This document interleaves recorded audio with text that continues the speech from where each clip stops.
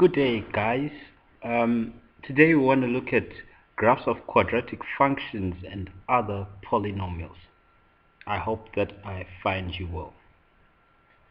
These videos are based on ordinary level mathematics, so entry level mathematics to prepare you to go into advanced level or university level or baccalaureate programs, mathematics or scholarship math.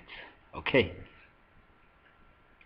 so let's look at how to draw graphs of quadratic functions and other polynomials. There are various types of graphs, such as graphs of quadratic functions where the highest power of x is 2, and the cubic functions where the highest power of x is 3, etc. Usually quadratic functions are cup-shaped or cap-shaped parabolas depending on the coefficient of x squared. The important thing is in graph work is knowing how to complete the table of values and how to plot the corresponding points of the function on graph paper or grid paper. Let's look at an example. It says, draw the graph of the function y is equal to x squared plus 2x minus 2 in the range of values of x greater than minus 3 and less than or equal to 3. First of all, we draw and complete the table of values if it is not given in the question. Okay, by starting with the x values and substituting the x values in the equation above to get the corresponding values of y. In this instance, let's start with the x value minus 3. When x is minus 3, if we substitute that into the original equation, it will be minus 3 squared, which is 9, plus 2 times minus 3, which becomes 9 minus 6, right? 9 minus 6 becomes 3 minus 2, 3 minus 2, which becomes a 1.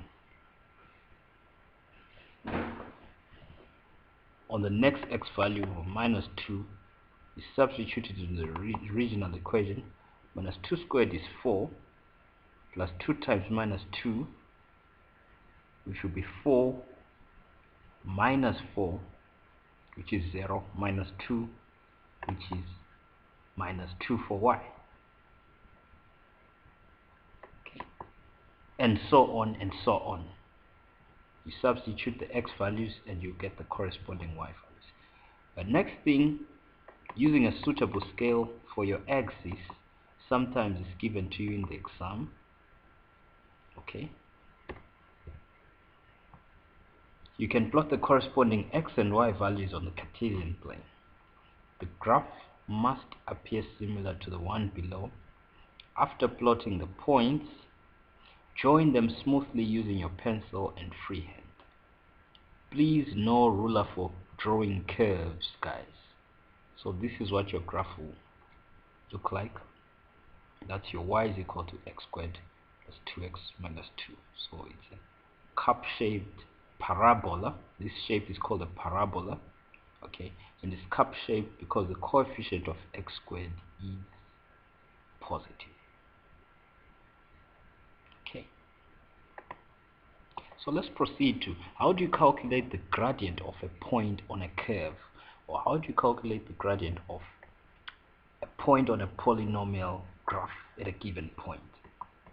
Here are the stages that you use, or the thought process that you use. The gradient of a point on a curved graph is calculated in the following way.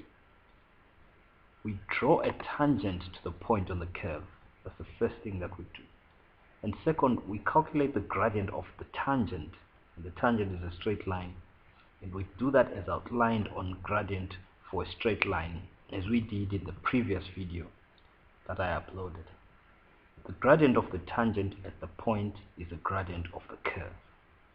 Okay, so the first thing we do, once more, draw the tangent, calculate the gradient of the tangent at that point, and that will be the gradient of the curve at that particular point. So how do we draw the tangent? The tangent is a straight line that touches the curve in such a way that on either side of where it touches the curve, the angles between the tangent and the curve are equal. Let's illustrate with an example below. Okay, so we're told to draw the graph of the curve y is equal to x squared plus 1 and find the gradient of the curve at the point where x is equal to 0.5. So this is a typical exam question paper and exam question, and it's 5 marks. Here's the solution. First we complete the table of values. Okay, so that's the completed table of values. Okay, for y is equal to x squared plus 1. After completing the table of values, we plot the points on grid and graph paper, and it should look something like this. It's another cup-shaped parabola. Okay, and then remember, we want to get the tangent, or rather we want to get the gradient at the point x is equal to 0.5. So what's the next thing that we do? We draw the tangent. Okay, there it is. We draw a tangent to the curve, and it should look like the one below. Take note, this angle between the curve and the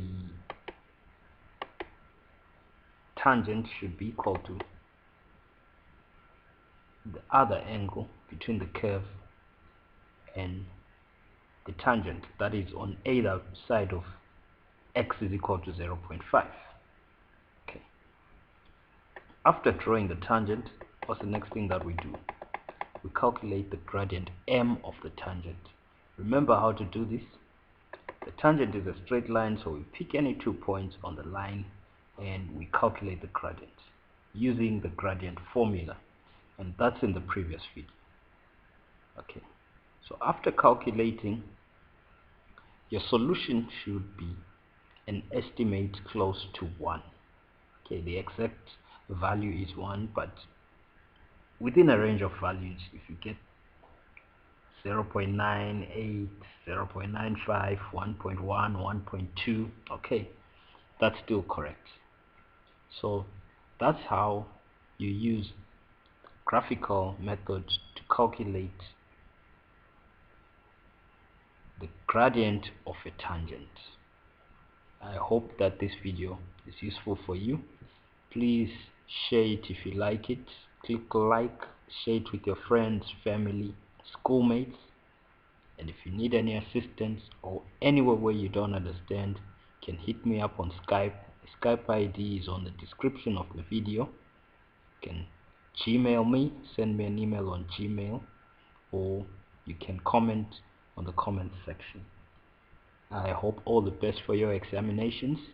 If you have any June examinations coming through, November examinations coming through in ordinary level mathematics, the International Certificate for Cambridge, General Certificate of Education, Oxford exams, I'm your online maths tutor, and I'm available at competitive rates, and I'll be ready to help you at any time that you may find good for you. Thanks for watching and keep well.